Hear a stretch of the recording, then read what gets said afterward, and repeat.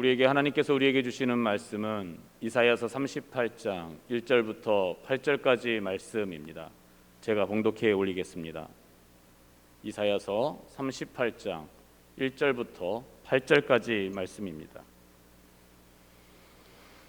그때에 히스기야가 병들어 죽게 되니 아모스의 아들 선지자 이사야가 나아가 그에게 이르되 여호와께서 이같이 말씀하시기를 너는 내 집에 유언하라 내가 죽고 살지 못하리라 하셨나이다 하니 히스기야가 얼굴을 벽으로 향하고 여호와께 기도하여 이르되 여호와여 구하오니 내가 주 앞에서 진실과 전심으로 행하며 주의 목전에서 선하게 행한 것을 기억하옵소서 하고 히스기야가 심히 통곡하니 이에 여호와의 말씀이 이사야에게 임하여 이르시되 너는 가서 히스기야에게 이르기를 내 조상 다윗의 하나님 여호와께서 이같이 말씀하시기를 내가 내 기도를 들었고 내 눈물을 보았노라 내가 내 수완에 15년을 더하고 너와 이 성을 아수르 왕의 손에서 건져내겠고 내가 또 이 성을 보호하리라 이는 여호와께로 말미암는 너를 위한 징조이니 곧 여호와께서 하신 말씀을 그가 이루신다는 증거이니라 보라 아하스의 해시계에 나아갔던 해 그림자를 뒤로 10도를 물러가게 하리라 하셨다 하시더니 이에 해시계에 나갔던 해의 그림자가 10도를 물러가니라. 이는 살아계신 하나님의 말씀입니다. 아멘.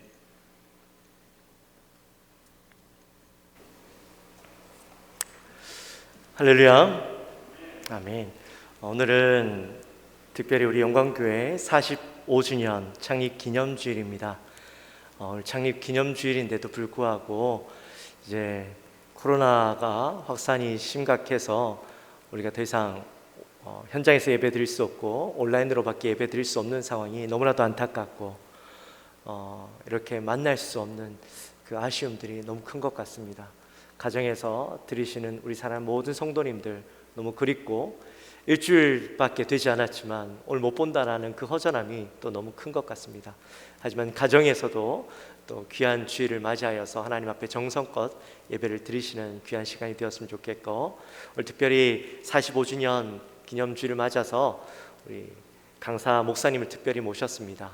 브라질에서 선교하시는 우리 선교사님이신데요. 이따빼바 맞나요? 이따빼바라는 지역에서 아구아 비바 장로교회를 섬기십니다. 현지인 교회고요. 여기는 사실은 굉장한 빈민촌입니다. 브라질 중에서도 사실은 가난하고 힘든 곳, 참 어려운 곳인데 이곳에 14년 전에 들어가셔서 사역을 하시고 개척을 하시고 거기에 있는 많은 젊은 아이들을 예수님께로 이끌었던 귀한 사역을 하고 계시는 선교사님이시고 또 저에게는 또 은사님이십니다. 제 모교에서 또 저에게 귀한 말씀을 양육해 주셨던 목사님이신데 선교사님으로 선교 비전을 가지고 나가셨다가 또 이렇게 오랜만에 한국에 들어오게 되셨는데 벌써 들어오신 지는 2달이 됐어요. 이제 다음 달이면 다시 들어가십니다. 귀한 사역을 하시는 목사님 이 시간 우리에게 오셔서 말씀을 전해 주실 텐데요. 기본으로 돌아갑시다 라는 말씀을 가지고 말씀을 증거해 주실 때 우리 모두 은혜 크게 받으시게 되시기를 주님의 이름으로 축원합니다. 이 시간 목사님 우리 할렐루야로 가정에서도 오른손을 들고 우리 할렐루야로 목사님을 환영하도록 하겠습니다. 할렐루야.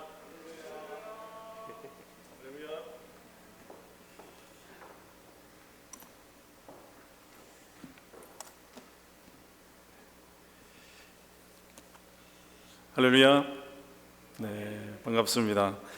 이렇게 너무 뜻깊은 자리에 또 의미 있는 시간에 부족한 종을 불러주셔서 하나님의 은혜를 함께 나눌 수 있게 되어서 하나님께 먼저 감사드리고 영광 돌리며 또 우리 목사님과 또 우리 장로님들께 진심으로 감사를 드립니다. 영광교회 제가 사역하고 있는 브라질 그 교민교회 중에도 영광교회라고 있습니다. 그래서 이름이 이렇게 낯설지 않습니다. 너무너무 반갑고 또 우리 신동희 목사님께서 이렇게 열심히 사역하시고 섬기시는 교회에 와서 예전에 또 함께 청년 시절에 함께 사역했던 그 기억이 이렇게 떠올라서 얼마나 감사한지 모르겠습니다. 먼저 우리 창립 45주년 맞이한 우리 영광교회, 사실 저희 아버님도 목회를 하시고 지금 은퇴하셨습니다. 45년 개척하셔서 섬기시다가 이제 은퇴하셨는데요, 참 이 45년 동안 이 교회가 세워지고 하나님의 은혜 가운데 지금까지 이 자리까지 올 수 있었다는 것은요, 정말 하나님의 100% 은혜입니다. 그 은혜로 앞으로 더 45년을 하나님의 은혜 가운데 세워져 가고 또 날로 날로 부흥해가는 우리 영광교회가 될 수 있기를 주님의 이름으로 축원합니다. 저는 우리 신 목사님께서 이야기했듯이 브라질, 지구 정반대편입니다. 그 반대편 브라질에서 사역하고 있는 유영신 선교사라고 합니다. 브라질에서도 이제 그 상파울 시에서 한 300km 떨어져 있는 시골 그 이타페바라는 곳에서 그곳에서도 빈민촌에서 교회를 세워서 지금 현재 사역을 하고 있습니다. 거기뿐만 아니라 두 번째 교회도 있는데요, 이타페바에서 또 80km 더 시골로 들어가는 곳에 이타보아라는 곳이 있습니다. 그곳에서도 이제 교회를 세워서 이 두 교회를 현재 섬기면서 사역을 하고 있습니다. 두 곳 다 빈민촌이고요. 특별히 브라질의 빈민촌은 여러분들이 TV를 통해서 혹시 보신 분들 계시는지 모르겠지만 파벨라라고 그럽니다. 파벨라. 그 파벨라라는 곳은 그냥 빈민들만 있는 곳이 아니고, 그 파벨라라는 곳은 브라질의 유명한 거대 마피아 조직들이 그 지역을 장악하고 있습니다. 그 예를 들어서 상파울 같으면 페세세라는 마피아가 있습니다. 여기는 브라질이 아니기 때문에 제가 마음 놓고 이야기할 수가 있습니다. 그 페세세라는 마피아는요, 뉴스에도 한 번씩 굉장히 자주 나옵니다. 전 세계 뉴스에. 페세세라는 마피아는 정조직원만 한 3만 명 가까이 됩니다. 그 하부 조직들까지 합치면요, 이거는 뭐 말로 다 할 수가 없습니다. 이 브라질 그 전역뿐만 아니라 그리고 이 남미 전 지역에 퍼져 있습니다. 이 페세세라는 마피아가 하는 일은 주로 마약 밀매를 해서 마약을 공급하지만 그것뿐만 아니라 무기 밀매를 해서 무기를 공급하는 일까지 합니다. 무기 장사까지 해요. 그런데 그런 마피아가 페세세만 있는 것이 아니고요, 뭐 코만도 베르멜료라든지 여러 조직들이 다 또 큰 조직들이 있어요. 그러다 보니까 이 마피아들이 주로 활동하는 지역이 바로 이 파벨라라는 곳입니다. 파벨라, 가난하고 힘들고 어렵게 사는 그들을 마약으로 보습을 해서 마약을 판매하게 되면요, 돈 생기죠, 또 힘이 생기죠, 또 마피아에 들어가게 되면은 막 권력이 생기잖아요. 그리고 마음대로 자기가 살아갈 수 있는 그런 힘이 생깁니다.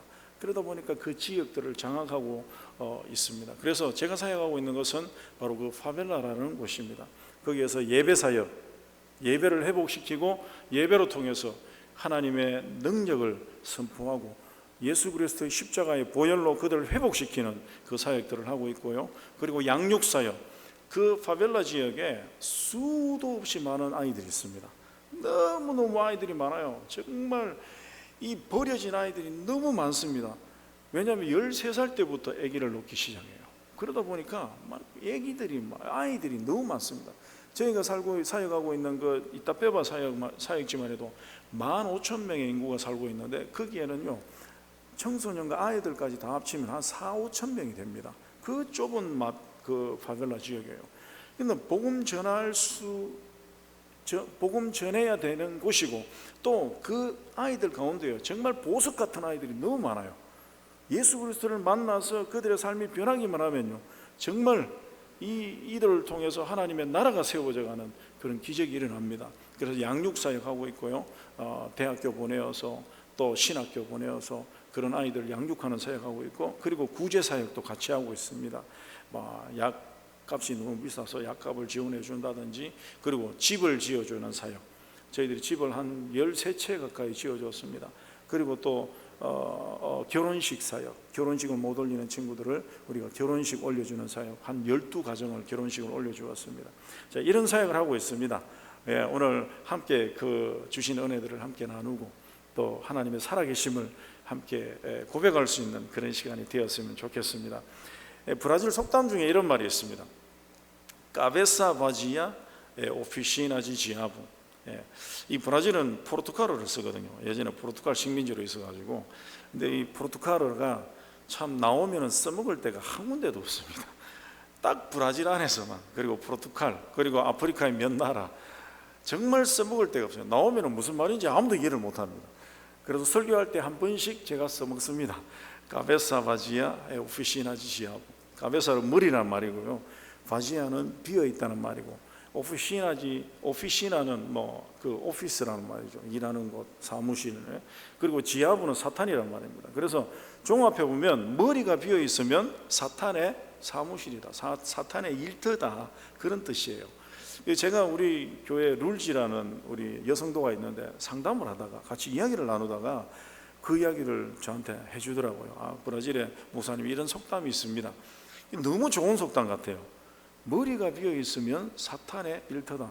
요즘 이게 코로나 시대라서 사람들이 막 방에만 있고 또 멈춰 있다 보니까요, 이게 멍하니 그냥 TV만 바라보고 인터넷만 하다가 이게 뭔가 막 인터넷 하면 머리가 막 돌아가는 것 같죠. 멍합니다. 그렇죠. 우리 아이들 게임할 때 보면요, 아무 생각이 없습니다. 다 비어 있습니다. 그렇게 비어 있을 때 이런 순간에 사탄이 막 완전히 그냥 우리 삶을 장악해 버리는 것입니다.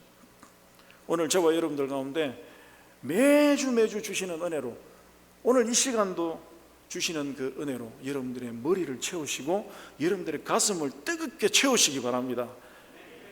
그렇게 해야만 우리가 이 땅에서 믿음으로 그리스도인으로서 버텨내고요, 승리할 수 있다는 사실입니다. 여러분들이 조그만 바늘이 들어간 구멍이라도 남겨두시면요, 사탄이 그 바늘 들어갈 그 구멍을 틈타서 우리의 삶을 삼켜버린다는 사실입니다. 여러분들 절대로 잊지 마십시오. 제가 사역하고 있는 그 사역지에는요, 아이들이 아무 생각이 없습니다. 꿈도 없습니다. 희망도 없습니다.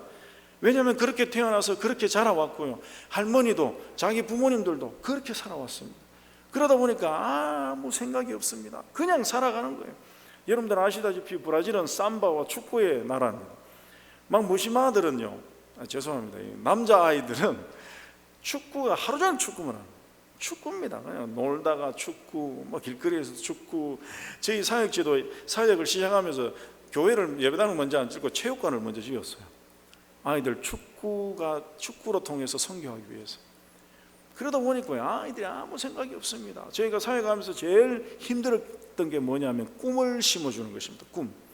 꿈이 없습니다. 꿈이 없습니다. 하지만 예수 그리스도를 만나면서 그들의 삶 가운데 새로운 변화가 일어나는데요, 꿈을 가지기 시작합니다. 오늘 저와 여러분들 가운데 여러분들의 가슴과 심장, 여러분들의 머리, 여러분들의 삶 전체를 하나님의 말씀으로, 하나님의 은혜로 꽉꽉 채우시는 그런 은혜가 있기를 간절히 소원합니다. 제가 5만 원짜리 지폐를 하나 가져왔습니다. 제가 참 좋아하는, 그리고 제가 브라질 현지인 사역을 할 때마다 한 번씩 사용하는 영화인데요, 제가 처음에 사역을 나갈 때는 5만 원짜리가 없었습니다. 중간에 들어와 보니까 5만 원짜리가 딱 생긴 거예요. 그래서 참 신기하다. 그래서 또 5만 원이 크지 않습니까? 근데 이 5만 원으로 제가 보니까요, 잠바도 살 수 있고 여러 가지 뭐 과일도 살 수 있고 뭐 모든 걸, 많은 것을 살 수가 있습니다. 구입할 수 있습니다. 자, 그런데 제가 만약 이 5만 원권 지폐를 이렇게 찢었습니다. 또 반대편도 제가 이렇게 찢어버렸습니다. 그리고 제가 손으로 이렇게 구겼습니다. 그리고 제가 바닥에 던졌습니다. 발로 짓밟았습니다. 자, 만약에 제가 이제는 예전에 조금 전에만 해도 정말 예쁘게 참 보기 좋던 5만 원권 지폐였는데 지금은 찢어지고 상처났습니다. 그리고 제가 발로 밟았습니다. 냄새가 납니다. 자, 그런데 제가 이 5만 원권 지폐를 찢어지고 상처가 나고 발에 밟혔지만, 그래도 제가 만약에 이 5만 원권 지폐를 나눠드리겠습니다. 자, 그러면 혹시 이 5만 원권 지폐를 받으실 분 있습니까? 네, 우리 기도해 주신 장로님께서 받으신다고 번쩍, 감사합니다. 당연히 받으시겠죠. 왜 그렇습니까? 찢어졌습니다. 상처납니다. 냄새납니다. 발에 밟혔습니다. 하지만 그래도 여전히 이 지폐 5만 원권의 가치는 변하지 않았습니다. 여전히 조금 상처나서 보기 싫을 뿐이지 여전히 이마트, 롯데마트 가져가면요 물건 살 수 있습니다. 받으시는 분이 조금 기분 나쁘실지 모르겠지만 그래도 이 5만 원권 지폐의 가치는 변하지 않았습니다. 제가 사역하고 있는 저희 사역지에는요 정말 저는 상상할 수 없는, 제가 처음에 가서 힘들었던 부분이 뭐냐면요, 저는 한국에서 태어나서 한국에서 자라서 한국에서 목회를 하고 사역을 배우고 그렇게 브라질을 갔지 않습니까? 그 빈민촌에 아무것도 모르고 들어갔습니다. 들어갔는데요 처음에 가장 힘들었던 게 뭐냐면 제가 이 아이들을 이해를 못 하겠는 거예요.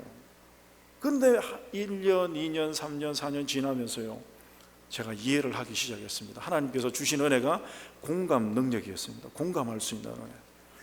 이야, 저는 정말 상상할 수 없는 그런 상처와 고통 속에서 이 아이들이 태어나서 자라왔습니다. 야, 이거는 뭐 어떻게 말로 표현할 수가 없습니다. 자기 아버지가 마피아에 의해서 팔다리가 뒤로 다 꺾이고 막 칼로 막 얼마나 많이 찔렀는지요. 그리고 거기다 불로 태워버렸습니다. 그게 신문에 버젓이 났습니다. 그런데 그 아이, 브루나라는 그 아이가, 여자아이가 저희 교회에 나오고 있었어요. 저희 교회 뮤지컬 팀을 했었고요.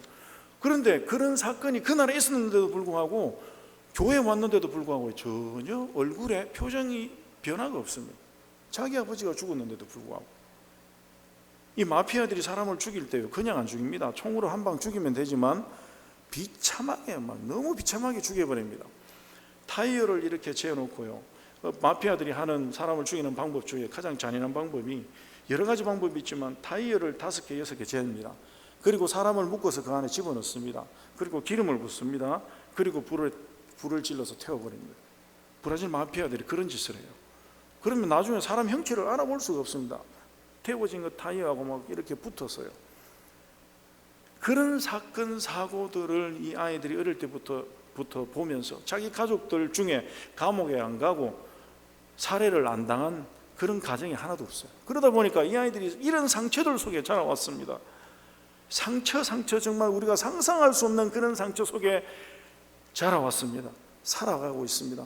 하지만 그래도 이 5만 원권 지폐가 이렇게 짓밟히고 찢어져도 상처나도 이 가치가 변하지 않았듯이 하나님께서 그들을 만드시고 창조하시고 그들을 예수 그리스도의 보혈의 피로 구속해 주신 그 놀라운 은혜와 그 가치는 변하지 않는다는 사실입니다.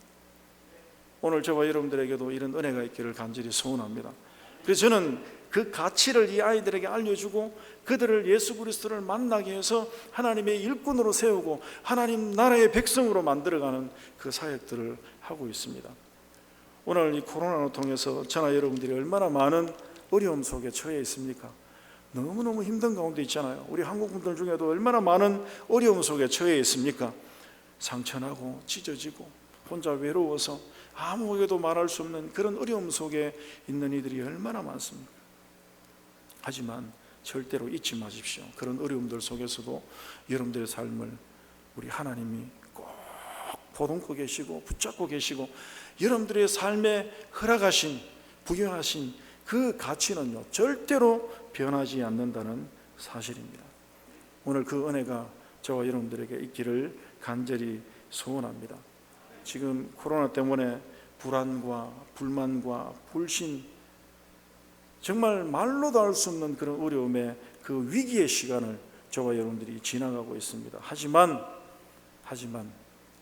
내가 너를 지명하여 불렀나니 너는 내 것이라 라고 말씀하신 그 은혜의 말씀 꼭 기억하시면서 주님의 능력의 손에 붙잡힌 바 되는 우리 영광교회 성도들 될 수 있기를 주님의 이름으로 축원합니다. 제가 사역하는 도중에 작년에 사실은 성전 건축을 마쳤어요.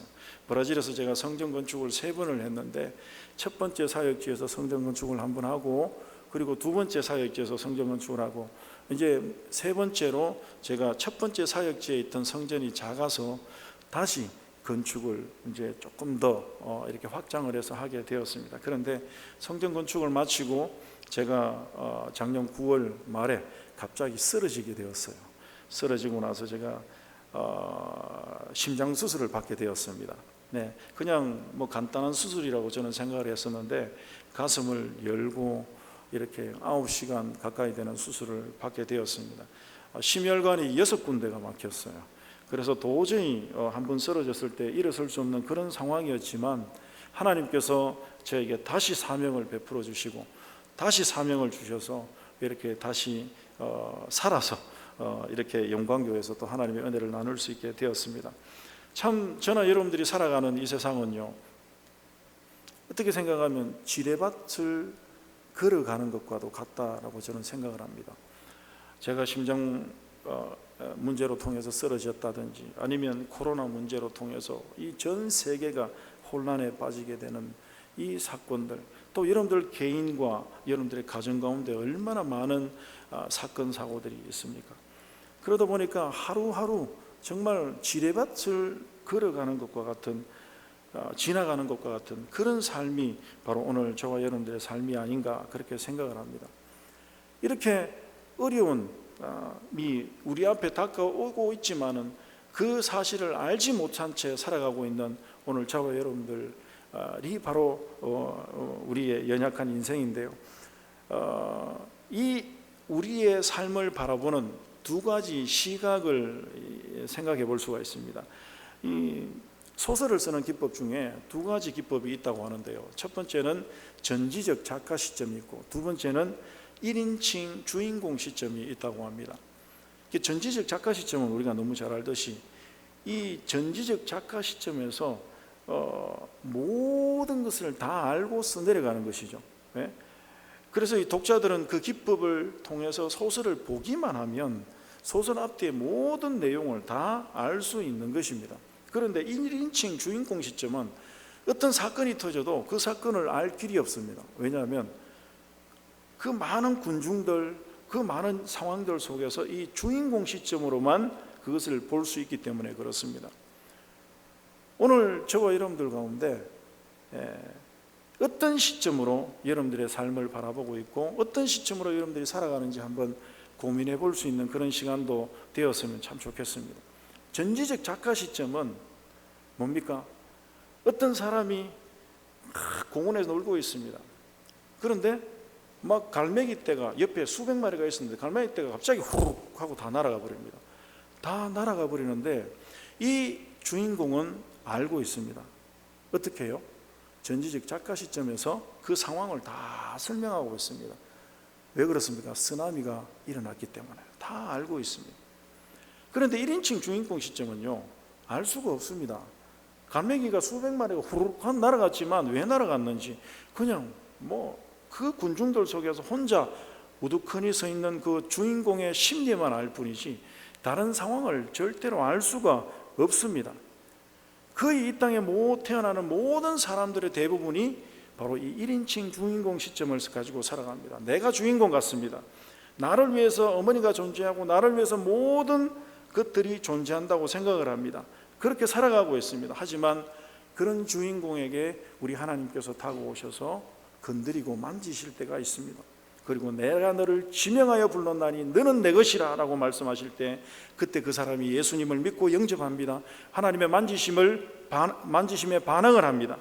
하나님께서 건드리시면 그 사람이 어떻게 됩니까? 1인칭 주인공 시점에서 이제는 전지적 작가 시점으로 시각이 바뀌게 됩니다. 아, 전지적 작가가 계셨구나. 내가 주인공이 아니었구나. 내 삶은 내 것이 아니었구나. 나는 이 구원의 역사의 한 일부분이었구나. 그 사실을 깨닫게 되는 것입니다.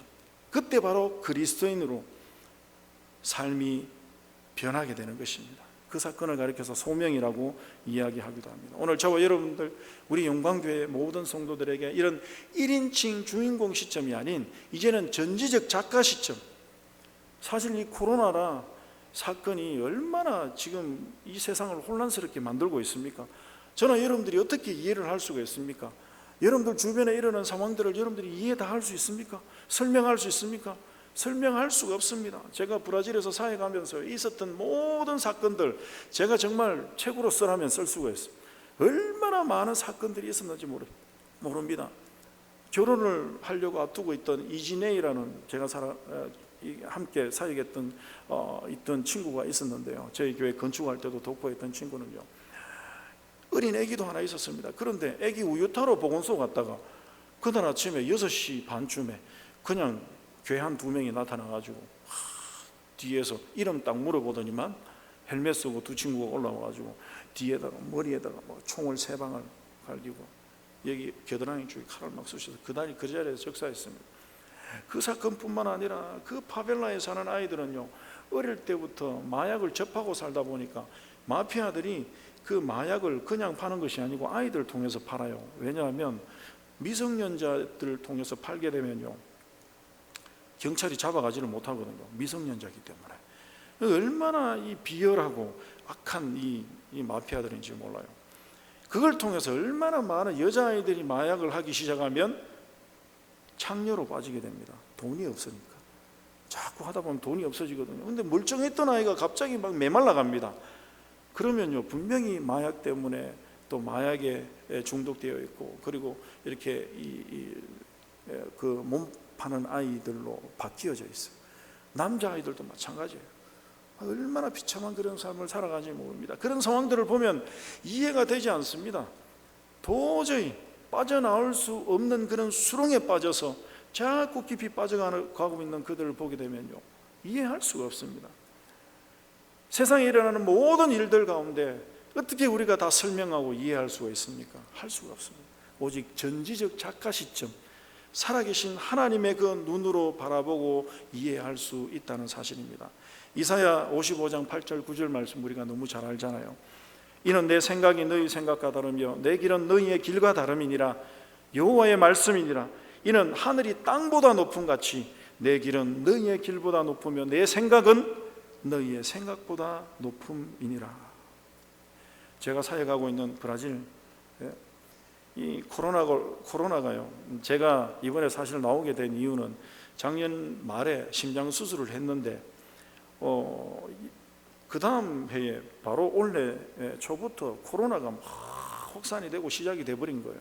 그래서 제가 이 심장을 어떻게 수술을 받고 나서 점검을 하고 또 검사를 받아야 되는데 그 검사 받기가 힘들었어요. 병원이 너무 코로나로 인해서 확산되어지고 또 문 닫는 병원도 있었고 의사들도 위험한 상황에 빠졌고, 뉴스를 보니까요, 브라질은 의사만 350명 이상 사망했습니다. 코로나로 인해서. 그렇다 보니까 이게 도저히 치료받을 수 있는 상황이 안 되어서 제가 파송교회에 부탁을 드렸더니만 파송교회에서 흔쾌히 저희 가정을 불러주셨어요. 티켓을 보내주셔서 이렇게 들어오게 되었는데요. 사실 그 브라질은 제가 있을 때만 해도 코로나가 하루 확진자가 4만 명, 5만 명이었습니다. 하루 사망자가 거의 1200명에서 1500명이었습니다. 지금은 현재 700명에서 한 800명 사이 왔다 갔다 합니다. 그런 상황 가운데 사실 저희 가정이 이렇게 코로나에 걸리지 않고 들어온 것만 해도 사실은 기적입니다. 하나님의 은혜라고 저는 믿고 있습니다. 자, 이런 어려움과 그 고통 속에 살아가고 있는 오늘 이 땅을 바라보면요, 정말 위기라고 말할 수밖에 없습니다. 위기입니다. 우리 교회의 위기요. 교회도 얼마나 위기입니까? 저희 사역지도 지금 예배를 못 드리다가 온라인 예배로 드리다가 지금 현장 예배를 드리지만 또 온라인 예배와 병행해서 드립니다. 온라인 예배 드려도 사실은 뭐 온라인 예배 참석하는 우리 저희 파벨라 비민촌의 성도들은 뭐 한두 명밖에 안 돼요. 뭐 많아봐야 저희 가정하고 그렇게밖에 안 되는데 한 10명 안쪽입니다. 그런데도 계속 저희들은 온라인 예배와 병행해서 예배를 이렇게 드리고 있습니다. 정말 위기 상황입니다. 우리 한국교회도 그렇잖아요. 우리 용광교회도 그렇고 얼마나 큰 위기에 빠져 있습니까? 제가 수술을 받고 이렇게 퇴원했을 때는요, 제 개인적으로도 위기였고요, 저희 가정도 위기였고, 또 저희 사역지 아구아비바 사역지도 위기였습니다. 너무 큰 위기였습니다. 그런데 저에게 이 위기를 지나가면서 하나님이 주신 은혜가 있습니다. 그게 뭔지 아십니까? 바로 오늘 제목입니다.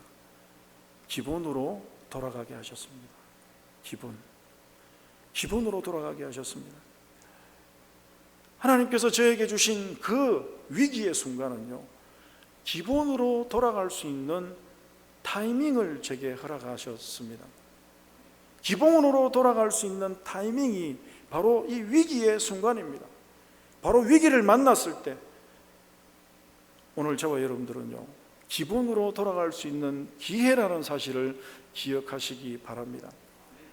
그때 제가요, 수술 받고 나서는요, 정말 마치 출발점에 다시 선 것 같은 그런 마음이었습니다. 저의 건강도, 저의 가정도, 저의 믿음도, 모든 것들을 다 기본으로 돌리셨습니다.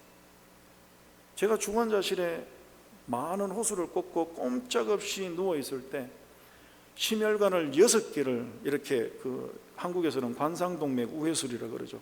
가슴을 열고 수술을 하고 누워있을 때 정말 많은 생각이 들었었습니다. 꼼짝도 못하고 아무것도 할 수 없는 그 상황에서 하나님께서 제 사역을 돌아보게 하시고, 제가 14년 동안 정말 앞만 바라보고 정신없이 달려왔습니다. 제가 저희 아이들을 양육하기 위해서요.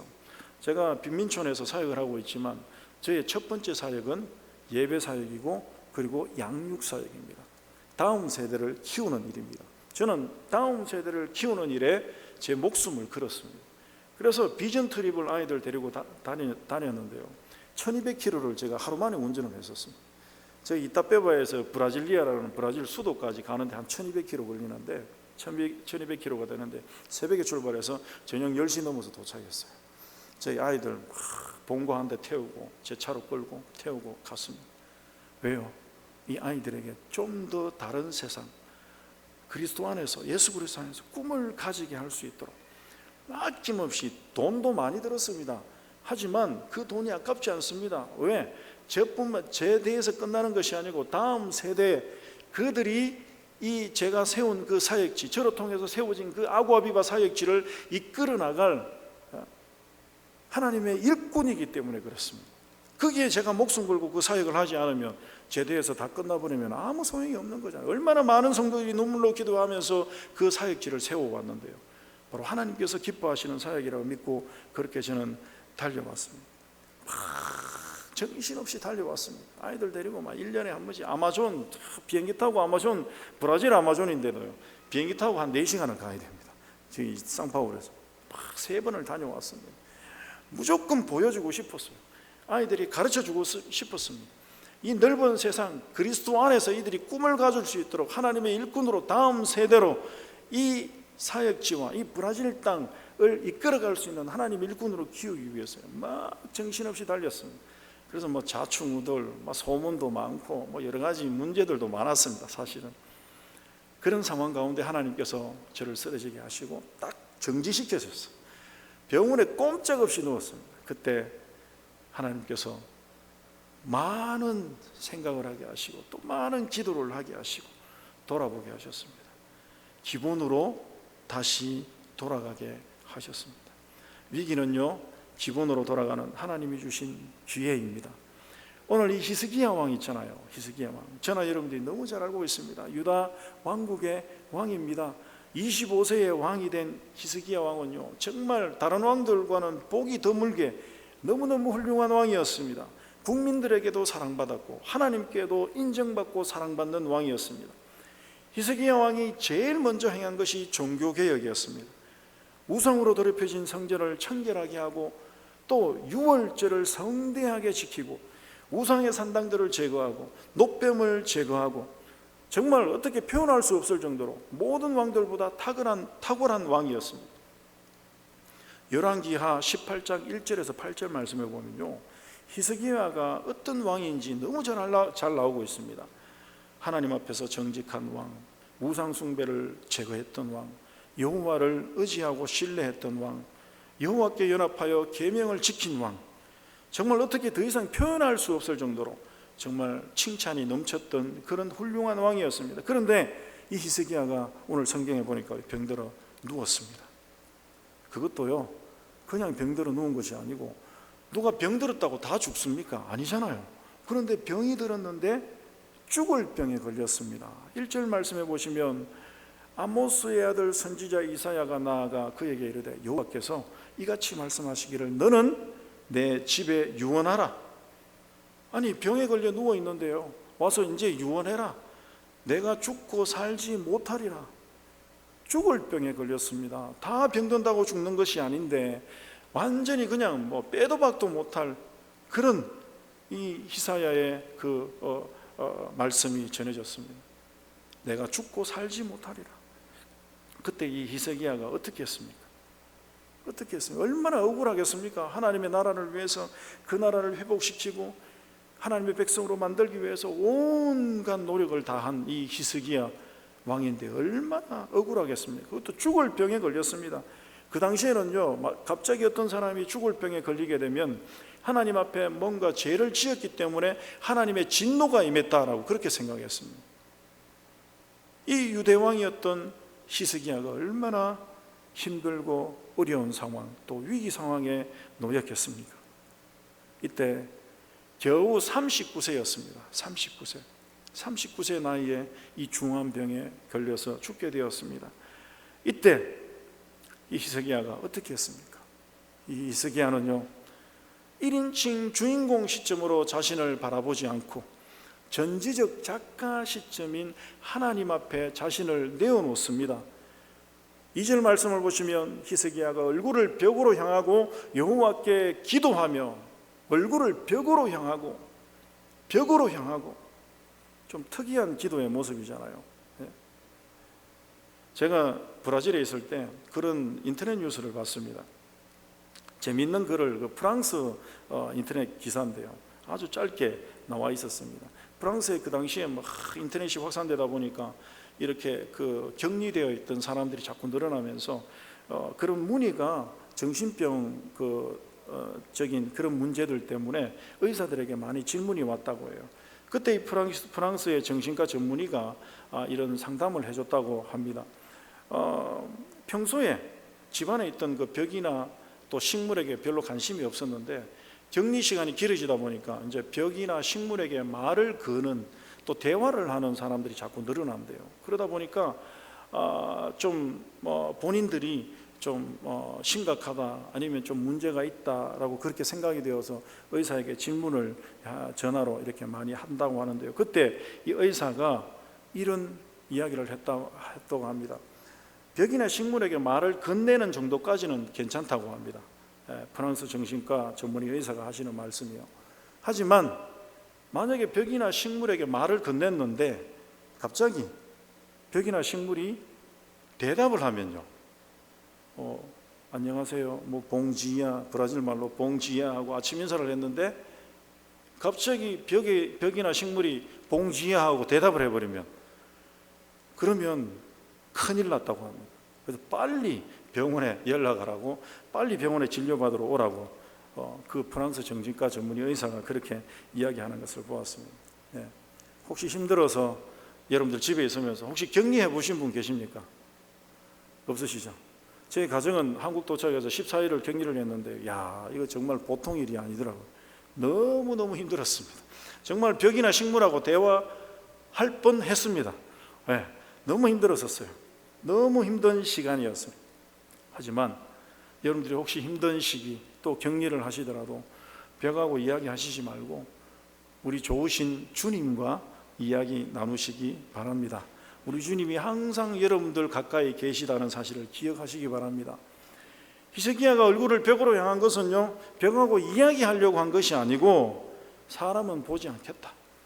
히스기야 주변에 얼마나 유명한 왕들, 훌륭한 의사들이 많았겠습니까? 그런데 보지 않았습니다. 오직 하나님만 바라보겠다. 오직 하나님만, 죽을 병인지 살 병인지 진단도 받아보지 않고 그는 오직 하나님 앞에 눈을 돌렸다는 사실입니다. 이런 말이 있습니다. 우리에게 막다른 골목이 있는가? 그곳이 기도하라는 곳이다. 맞습니다. 아무것도 할 수 없다고 생각되어지는 그 위기의 때가 바로 기도의 때인 것입니다. 찬양 중에 그런 찬양이 있습니다. 주님 뜻대로 살기로 했네. 2절 말씀에 보면, 2절 찬양에 보면 세상 등지고 십자가 보내, 세상 등지고 십자가 보내, 세상 등지고 십자가 보내 뒤돌아서지 않겠네. 세상 등지고 십자가 보내. 세상을 등지고 오직 주님만 바라보는 것, 그것이 바로 오늘 저와 여러분들 우리 성도들의 기본이라고 저는 믿습니다. 김진홍 목사님, 그 새벽을 깨우리로다 저자인 김진홍 목사님도 우리가 너무 잘 알잖아요. 그 목사님께서도 이런 이야기를 했습니다. 자기가 감옥에 갇혀서야 성경을 몇 번씩 읽게 되었다고 합니다. 그래서 성경을 읽으면서 그 감옥 안에서 성령 체험을 했다고 해요. 위기를 만났습니까? 기본으로 돌아가라는 하나님의 신호임을 기억하십시오. 우리 영광교회, 또 저희 아구아 비바 사역지, 저희 아구아 비바라는 뜻은요, 아구아는 물이라는 뜻이고 비바는 생명이라는 뜻입니다. 그래서 생명수라는 뜻이에요. 생명수 장로교회입니다. 오늘 우리 영광교회, 또 우리 아구아 비바 교회, 또 여러분들 개인, 여러분들의 가정, 이 위기의 때에 하나님 앞으로 돌아가는, 기본으로 돌아가는 기도의 자리로, 말씀의 자리로, 은혜의 자리로, 찬양의 자리로 돌아가는 귀한 은혜가 있기를 간절히 소원합니다. 제가 브라질에 사역하는 그 사진을 제가 좀 가져왔습니다. 잠깐 사진을 나누면서 잠깐 제가 설명도 해드리고 저희가 어떤 사역을 하고 있는지 함께 나누는 시간이 되었으면 좋겠습니다. 사진을 한번 보겠습니다. 저는 그곳에서 14년 전에 브라질 그 파벨라 이타페바에서 개척을 했고요. 그리고 또 4년 전에 이타보아라는 곳에서 개척을 했습니다. 그래서 두 사역지를 사역을 하고 있고요. 저희들이 그 교회 사역을 하는데요, 교회 사역만 하는 것이 아니고 양육 사역과 구제 사역을 같이 병행해서 하고 있습니다. 복지 사역을 뭐 NGO 단체라든지 할 수 있지만 사실은 NGO 단체나 이렇게 복지 단체를 설립하게 되면 국가로부터 이렇게 제재받는 것이 너무 많아요. 그래서 저희들은 교회 사역을 하면서 그 복지 단체에서, 복지 NGO 단체에서 할 수 있는 사역들을 같이 병행해서 하고 있습니다. 그래서 딱 교회 사역만 하는 것이 아니고요, 양육 사역과, 저희들이 현재 대학을 보내는 아이들이 한 10명이 넘습니다. 신학교 보내는 친구도 있고요. 그래서 그 사역들을 잠깐 설명드리기를 원합니다. 지금 현재 사진은 저희들이 주일학교 오전 예배 드리는 모습입니다. 그 코로나가 시작되기 전에 저희들이 주일학교 어린이들이 거의 한 150명 가까이 모여서 예배를 드렸어요. 그 빈민촌에 있는 아이들 더 많은데요, 아이들이 요즘은 교회 나오라고 한다고 잘 안 나와요. 맛있는 거 줘도 잘 안 나오고요. 브라질 빈민촌도 이제 뭔가 변했어요. 옛날에 저희들이 사역하기 할 때보다. 그래서 하지만 저희들이 열심히 지금 사역을 하고 있고요. 지금 현재는 대면 예배를 드리지만 온라인 예배도 같이 주일학교 사역을 하고 있습니다. 다음 사진입니다. 주일학교 저희들이 성경 공부하는 모습입니다. 다음 사진입니다. 다음 사진입니다. 다음 사진입니다. 다 저희 사역지에 있는 빈민촌 아이들입니다. 다음 사진입니다. 다음 사진입니다. 지금 보면 저희들이 그 바자회가 아니고 달란트 시장을 하고 있어요. 저희들이 바자회 사역을 하는데 교민들이 주시는 300km 떨어져 있는 상파울의 교민촌에 가서 여러 가지 주시는 것들을 받아서 저희들이 가져와서 거기에서 나누기도 하지만 좋은 것들은 팔아서 또 수입으로 저희들이 아이들 공부도 시키고요, 교회 건축도 하고 사역들을 하고 있습니다. 그러다 보면 그 안에 뭐 우리 아이들이 좋아하는 장난감, 학용품 뭐 많아요. 그러면 그걸 다 모아놨다가 우리 아이들에게, 주일 예배 잘 나오는 아이들에게 5달란트, 우리 한국교회에서 잘하잖아요, 했던 그 사역을 지금 하고 있습니다. 왜냐하면 이 아이들이 물질을 사용하는 방법도 가르치고요, 또 달란트 시장으로 통해서 아이들이 필요한 것들을 채워줄 수 있기 때문에 그렇습니다. 다음 사진입니다. 달란트 시장하는 모습입니다. 다음 사진입니다. 이 사진은 저희들이 체육관, 보신 그 체육관에서 1년에 한 번씩 아구아 비바의 밤 해가지고 어떤 기독교 문화 축제입니다. 그 지역 청소년들을 다 초청하고 지역 주민들을 초청해서 저희 사역지의 청소년들이 1년 동안 준비를 합니다. 저런 식으로 이제 체육관을 꾸며서 복음 전하는 그런 문화 선교 축제를 저희들이 1년에 한 번씩 가집니다. 다음 사진입니다. 우리 청년들입니다. 다음 사진입니다. 다음 사진입니다. 다음 사진입니다. 끝나고 나서 저희들이 함께 사진을 찍었고요. 저는 처음에 사역을 시작하면서 뮤지컬 팀을 만들었었어요. 죽임 당하신 어린 양이라는 한국 뮤지컬 있잖아요. 그 뮤지컬 팀을 만들어서 저희들이 지금까지 사역을 해왔습니다. 다음 사진입니다. 이 사진은 두 번째 교회, 저희 이따보아라는 곳에 세워진, 이따빼바에서 80km 더 시골로 들어가 있는 교회입니다. 저곳에도 저희들이 성전 건축을 한 5년 전에 했습니다. 저 보시면 성전 건축을 저기에도 기적이 있었어요. 저 땅을 저희들이 땅을 막 성전 건축을 위해서 땅을 찾았는데 땅 주인이 가톨릭 신자인데 저희 처음엔 땅을 팔려고 했는데 그 다음 날 자기가 오더니만 그 땅을 우리 교회에 기증을 하겠다고 했어요.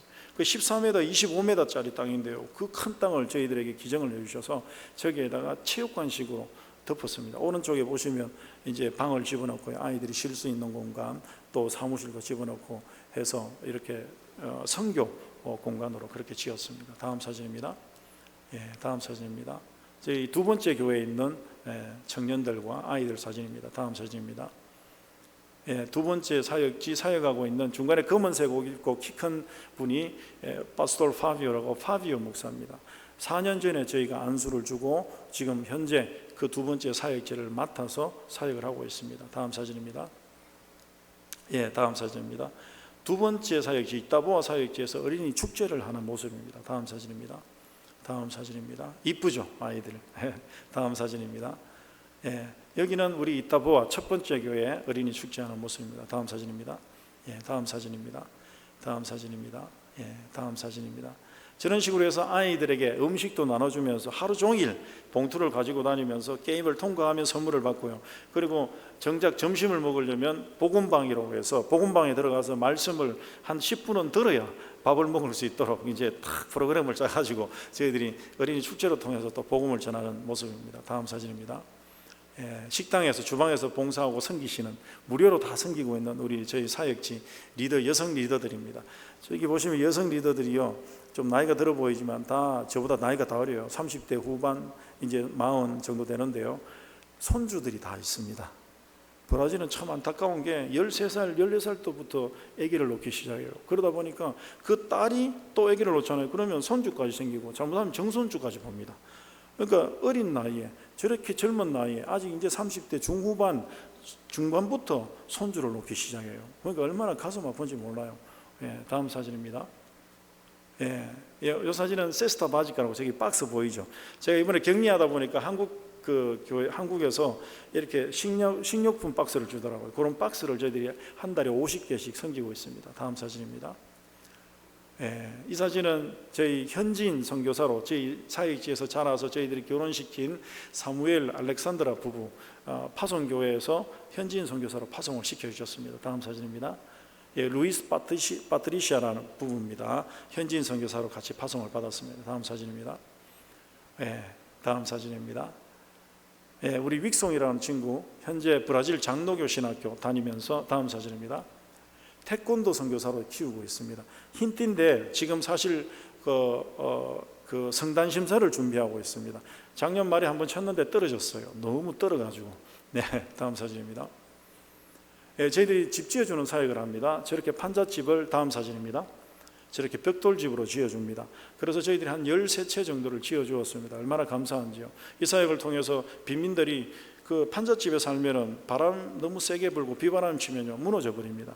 그런데 벽돌집으로 저렇게 지어주더라도 얼마나 편안하게 한평생 살 수 있는지 모릅니다. 다음 사진입니다. 저희들이 결혼식 사역합니다. 아까 전에 말씀드렸듯이 다음 사진입니다. 이것도 결혼식이에요. 한국으로 치면 동사무소 같은 데서 혼인신고서를 만들어주면서 저렇게 약식 결혼식을 합니다. 브라질 저희 파벨라에는요 95%가 혼인신고를 안 하고 그냥 삽니다. 그러니까 빨리 헤어지는 거예요. 우리 교회 사역지에 형제가 5명이 있으면 한 가정에 5명 아이 아빠들이 다 다릅니다. 10명이 있으면 10명이 다 달라요. 그러니까 너무 무분별하게 문란하게 그렇게 살아가고 있어요. 가정이 다 깨어졌습니다. 그래서 그 가정을 회복시키는 사역의 일환으로 저희들이 결혼식 사역을 하고 있습니다. 다음 사진입니다. 다음 사진입니다. 바자회 사역하는 모습입니다. 다음 사진입니다. 다음 사진입니다. 뭐 주는 대로 다 가져와서 예전에 2년 전이죠. 브라질은 비가 많이 와서 그 옷가게 하시는 분들의 옷이 다 잠겼어요. 그래서 그 옷을 저희들이 받아와서 말려서 팔기도 하고 나누기도 하는 모습입니다. 다음 사진입니다. 예, 다음 사진입니다. 이제 성전 건축 저희들이 하는 모습입니다. 다음 사진입니다. 예, 다음 사진입니다. 다음 사진입니다. 예, 다음 사진입니다. 예, 다음 사진입니다.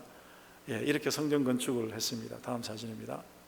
예, 저희들이 헌당 예배를 주민들을 초청해서 예배를 드렸고요. 다음 사진입니다. 다음 사진입니다. 예, 이 친구들은 저희들이 직업을 만들어준 그런 친구들입니다. 다음 사진입니다. 예, 다음 사진입니다. 네, 다음 사진입니다. 이발소 사역입니다. 다음 사진입니다. 예, 다음 사진입니다. 네, 다음 사진입니다. 이 땅은 방금 보여드린 이 땅은 저희들이 예전에 땅을 구입을 했는데 이 땅을 그 지역의 마피아가 벽을 깨고 들어와서 저 땅을 차지하려고 했어요. 작년에. 그래서 저희들이 막 그 땅을 지키기 위해서 얼마나 애를 썼는지 모릅니다. 하나님 은혜로 많은 분들이 기도해 주셔서 다행히 지킬 수 있었습니다. 다음 사진입니다. 예, 제가 병원에 입원했던 다음 사진입니다.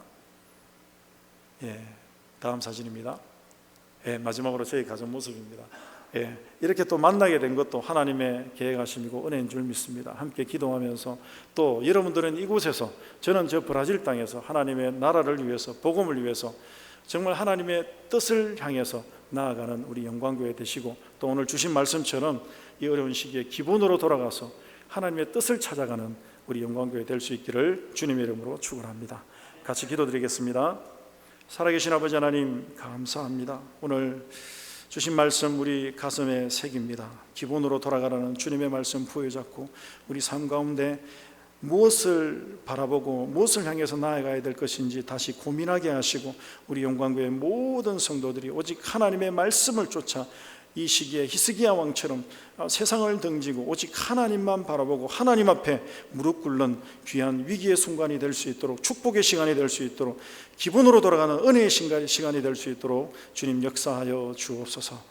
특별히 45주년 기념을 맞이합니다. 이때 교만하지 않게 하시고 더욱더 하나님을 돌아보고 하나님을 바라보고 지금까지 도와주셨던, 함께 하셨던 하나님 앞에서 그 하나님의 선하신 그 일하심 앞에서 기본으로 돌아가는 우리 영광교회가 되게 하여 주옵소서. 감사드리며 살아계신 예수님의 이름으로 간절히 기도드립니다. 아멘.